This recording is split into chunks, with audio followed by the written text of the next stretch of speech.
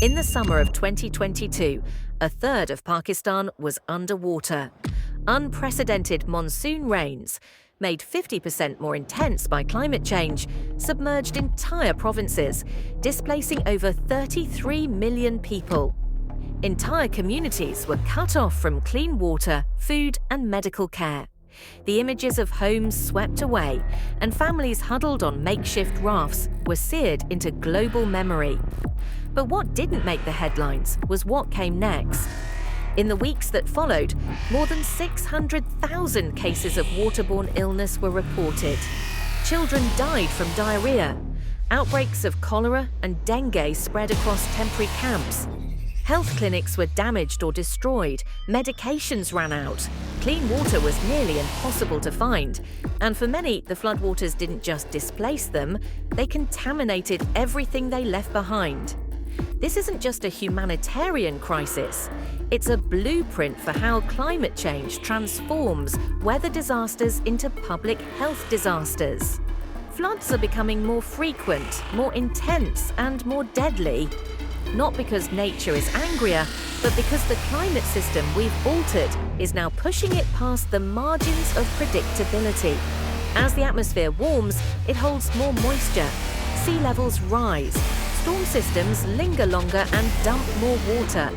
What used to be a once-in-a-century flood is now expected every decade, or less.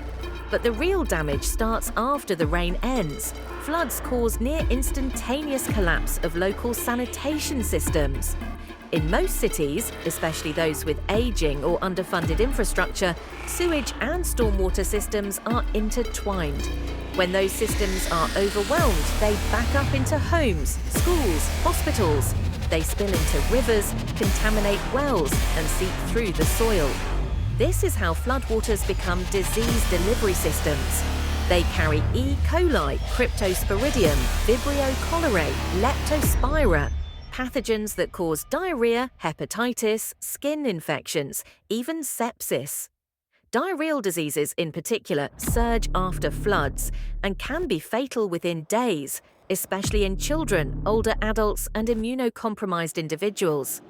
In the aftermath of Pakistan's floods, the UN called it a second disaster. Not the flood itself, but the public health fallout. And yet this pattern isn't new. After Hurricane Katrina, flesh-eating bacteria, Vibrio vulnificus, appeared in floodwaters. In Mozambique, following Cyclone Idai, cholera broke out in overcrowded camps. In Bangladesh, after nearly every monsoon flood, waterborne disease spreads faster than supplies arrive. These aren't isolated tragedies, they're systemic, predictable failures. It's not just about pathogens. Flooding destroys clinics, washes away supplies, and cuts off access to care. People on dialysis can't get treated. Pregnant women can't deliver safely. Insulin-dependent diabetics can't refill their prescriptions. The flood doesn't have to reach your house to make you vulnerable, it just has to disrupt your care. And as always, the burden is not shared equally. Marginalized communities, whether urban poor in New Orleans or rural farmers in Sin, are hit first and worst.